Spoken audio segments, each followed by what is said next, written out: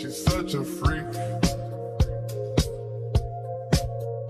Bad and freaky, yeah. We still don't trust. Regardless of what Future and Metro Boomin's We Still Don't Trust You sounded like, it was always going to be defined by expectations. As a sequel album to one of the year's best trap offerings, there was an obvious felt pressure for Still Don't Trust You to tap back into what made its predecessor great, a back to the basics approach on trap rapping. And beyond even that, the history of excellent Future and Metro collaborations in years past, well, that further demands conformity. We know what Metro and Future excel at, and just saw firsthand how the pair doing the expected can go so well. We had no reason to assume this album would offer any type of deviation, or that such a deviation would even be a smart move in terms of making this a successful record. Everything going into Still Don't Trust You implied not an easy layup for Future and Metro, but maybe an assist, where they could piggyback off the acclaim of We Don't Trust You and feed the fans with more of the same. But forever pushing each other in challenging directions, the pair refused to give us that, and I think it was for the best. After 3 weeks of anticipation where We Don't Trust You has dominated the hip-hop conversation, in no small part due to how it stirred up major rap beef and tested the lyrical skills of multiple artists, pressing play on the intro song here was a shock to say the least. Over retro pop instrumentation and croons from The Weeknd, Future sings about love and losing trust in a woman, making this a far cry from the cinematic, bar-heavy, thinly veiled Drake diss that opened the prior album. It's a deviation that informs the rest of the record to come. Future and Metro go on to skirt the demanded, what would have essentially been a deluxe album addition to the last record, and instead make a companion piece. Where We Don't Trust You was a hard-hitting return to the essentials, Still Don't Trust You tries its best to challenge them. Of course, this is still the Future and Metro we know and love, but the name of the game here is experimentation and boundary pushing, at least in the context of these specific artists. Future, known for his cold demeanor and toxic bars, gets into a more emotional bag on this album, occasionally going vulnerable and really experimenting with his vocals. There are these particularly great vocal runs on All to Myself, for example, where Future is singing in this mumbled, almost lockjawed state. Need you out of myself. Need you out of myself.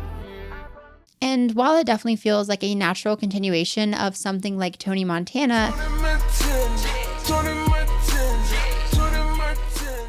it's a style we really don't hear from Future. The range seen on nights like this, the low-key delivery on Out of My Hands or This Sunday, there are certainly some criticisms you could level against Future on this record, but a lack of versatility isn't one of them. And all that standing, Metro might still be the real star here. Every beat feels unique and textured, highlighting that Metro does have a lot more range than many give him credit for.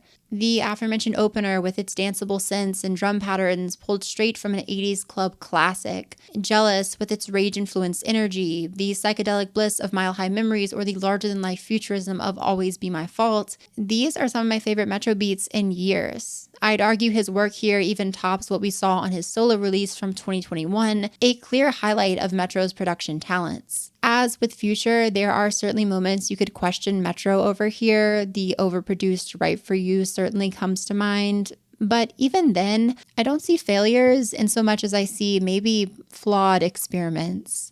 And I'm always going to look favorably on an artist pushing themselves, even if they fall flat on their face, which Metro certainly doesn't. There's such a passion for creativity here that I think we really see from huge trap artists who often seem happy to fit comfortably into a signature sound, even if their earlier career was defined by a more unique style. Just look at a Young Thug or 21 Savage to see that in action. And in my last video on Future and Metro, I praised them for sticking to their style, mostly because they did it in such a focused way and because the roots of their sound are so strong. But I'd be lying if I didn't say I thought and still think each artist can do more than what they showed us on We Don't Trust You. I love that record, but of course I do. It's a crowd-pleasing album. And while Future and Metro have a genius style, let us not forget where that signature sound came from. A balance between the old and the new. Look at a tape like Monster, coincidentally executive produced by Metro Boomin as well, in a project that kicked off Future's now iconic mid-2010s run, defining so much of the Future, Metro, and general trap sound of the past decade in the process. Focus on what makes that record great, and you'll find it's not some strict adherence to a trap rulebook, but how it plays with that rulebook.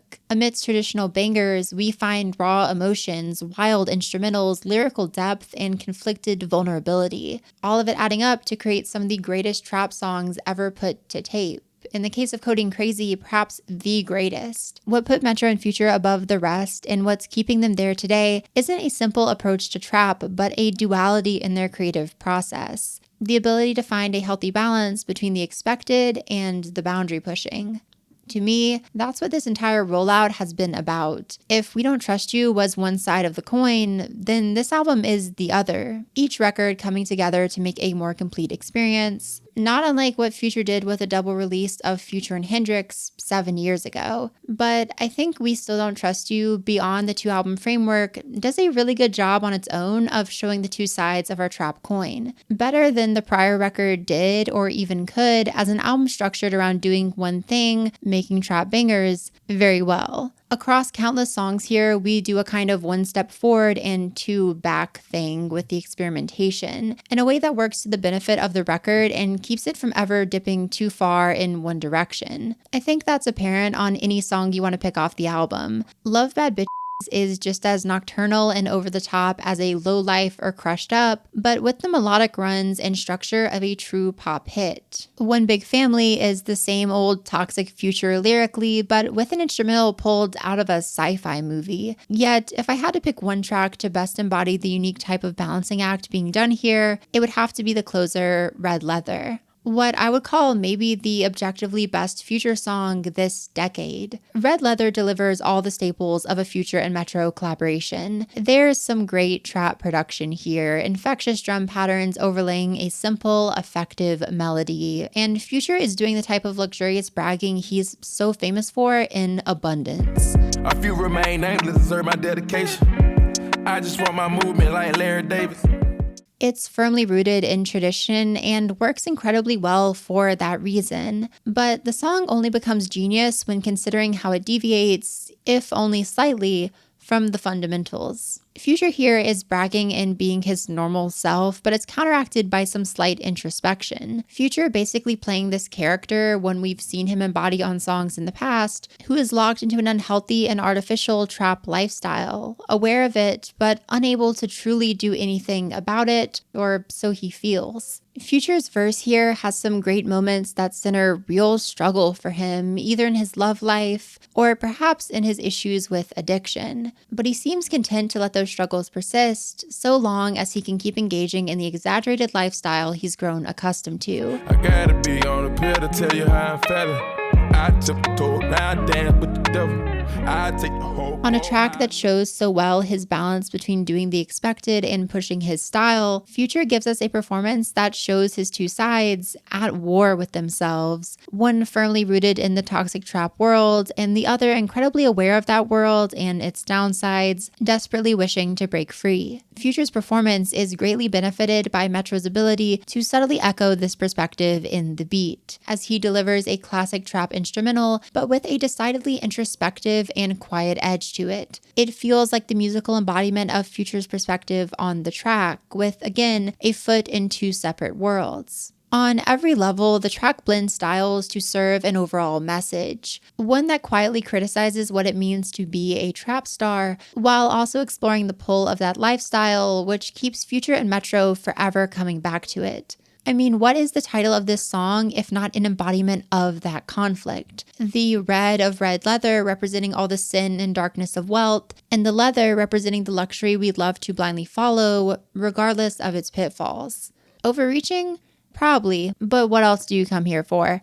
Now, one piece of the song often criticized is the inclusion of J. Cole, especially after all the insanity he's been involved in over the past few weeks with his failed diss track response to Kendrick Lamar and onstage apology to him. But to me, J. Cole completes this track and its message. In a song all about duality, he offers an alternate perspective to that of Future. While Future can't seem to break himself from the lifestyle that this track critiques, J. Cole can, being more removed from the conventionally famous life, humble king that he is. He approaches the same subject matter that Future does, but as a conscious rapper being lured into a world of excess. Future, on the other hand, is fully in that world, only catching glimpses of something outside it. J. Cole brings home the track's central message with expert lyrical skill, and as a historical J. Cole hater, I'm quite happy that he lands on this album and performs in the way he does. Red leather closing out We Still Don't Trust You, and ending everything with such a powerful representation of why this record works. Ego, ask yourself, is that gonna bring you peace though? I mentioned on this channel in the weeks leading up to this album that doing something radically different here, while more risky than a safe alternative, had the potential to create an album even greater than the last. And while I was skeptical about if that would truly be done, I feel in its ambition alone that Still Don't Trust You has become the best Future and Metro release from this year. I love to see artists I enjoy so much break out of the molds they've set for themselves. And even if this album occasionally misses harder than Don't Trust You ever did, when Future and Metro tap into something great here, it's genius, making the great moments here stand tall among a stellar history of Future and Metro collaborations.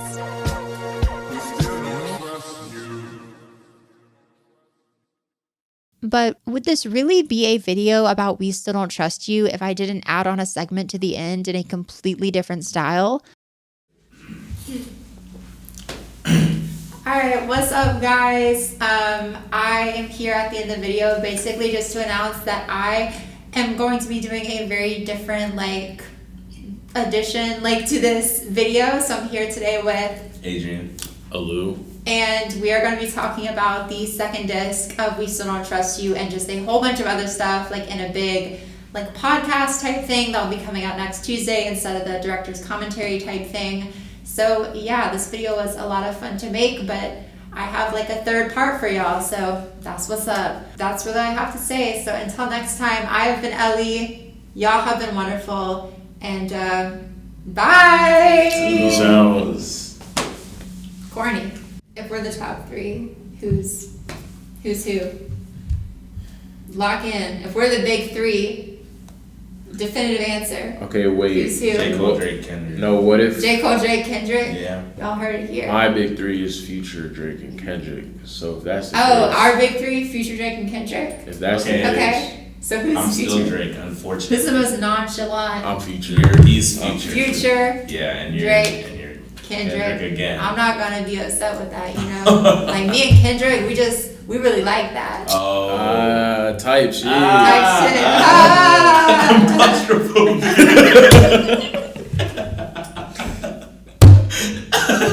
And we are running out of time, so we'll catch you later. Oh, okay.